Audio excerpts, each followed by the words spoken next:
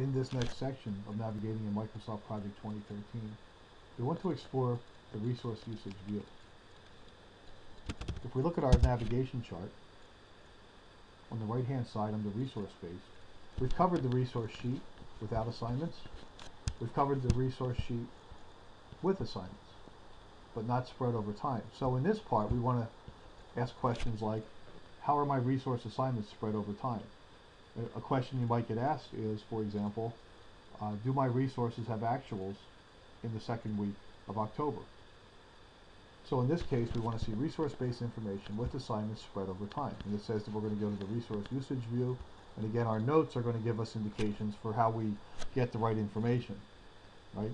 Finding the right information in Microsoft Project is the title of this chart.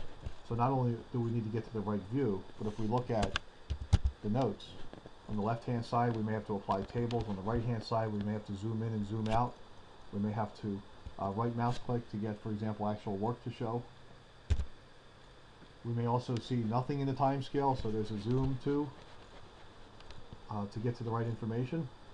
Okay, and we also can split it if we wish. So let's go first to the left and right hand side of the divider of the resource usage view. Again, I can right mouse click on my view name on the left here and choose resource usage. Or I could have gone here on my resource tab and hit my views here and find resource usage. And again, we see the left hand and the right hand split. Note that there is not any information showing in the time scale. You may recall from our task-based view that we click on the task ribbon and click scroll to task, and that brings my time scale information into view. Okay, again, on the left hand side of the divider, I may or may not see what I'm looking for. What if I wanted to see work and remaining work? In this case, I'm seeing work but not remaining work. I could add a column called remaining work. Okay, that's one of the things it tells me I can do here, is I can add a column to an existing table, but I can also apply a table. So in this case, if I click on view and hit the table drop down, I can choose the work table and get all the work related fields to the left side of the divider.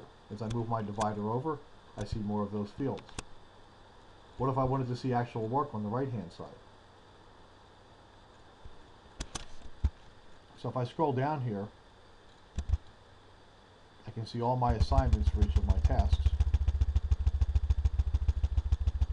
Okay? So if I wanted to see something like actual work, I could remove the work and add the actual work. If I wanted to see it on a monthly time scale, I could change it from weeks to months. If I wanted to split my screen, I could do that. Now I see the resources on top and the tasks they're assigned to down below.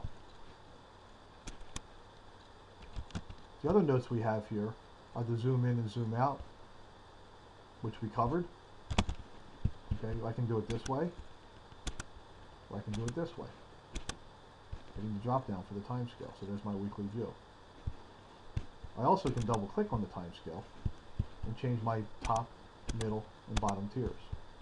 If you wanted to be very specific about how you want your time scale to look. For example, maybe changing the labels from actual dates to week 1, week 2, week 3. Okay, I can maybe do the same for the upper scale, for the middle scale, for the months. Okay, so now I've modified my time scale.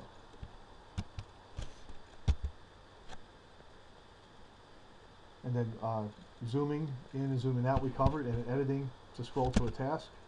Again, my time scale is not showing me anything, so in this case I'm going to click on task, scroll to task, and it's going to zoom in for that person that I'm clicked on. If I close this person and I go to the next person, I can zoom to that person and see what they're assigned to. Okay? Remember, if I click above the ID column, that does a select all. If I do a select all and I click on view, I can also collapse detail using my outline button. So I'm going to hide all subtasks. In this case, I just see the resource without the assignments. Now I can look at individual assignments. So somebody might ask you the question, is this plan realistic? Well, let's look at how work is spread over this plan by month. So I'm going to take out the actual work. I'm right mouse clicking and put in the work. Okay, I'm going to choose a monthly time scale. And now I can see where there's trouble spots. I can see that Lee has 231 hours scheduled in the month of September. So if somebody were to ask me the question, is this a realistic plan? What did I do? Well, you may recall when I went, for example, from the Gantt chart to the to the resource usage, what I had done was I had collapsed all my outlines. The default view is to show everything, and the default view is to show things by day. So it's a little bit complicated looking at a view like this to scroll up and down this way and back and forth this way to see if this plan is realistic. So with a couple of clicks, knowing how to use this view, I can collapse my assignments using the outline, hide tasks. I can collapse my time scale to months and very quickly get a quick summary of my plan. This is one example of the power of the resource usage view. Well, if somebody were to ask me what my spend is by month, I can take out work and put in cost, and now I have a spend by person. Again, going back to the task usage view, I could get that same question by phase. Select all, hide all subtasks, go out to a monthly time scale, right mouse click, take out percent allocation, right mouse click, add cost, and there's my spend by month. How about by month by phase? I bring in the phase detail and I see that as well. So these views are very, very powerful. When we teach Microsoft Project, when Project Assistance delivers these classes to our customers, we recommend, if you're going to memorize anything in Microsoft Project, it really be these 4 slides we've been covering, 5 slides we've been covering over these last 8 parts. The overview of navigation, how we go through the task and resource usage views, there's 2 slides on that, note number 1, how we go through finding the right information on the Gantt chart and the resource sheet with details, and how we use just a straight Gantt chart and resource sheet if we haven't shown details. That concludes our 8-part series on navigating in Microsoft Project 2013.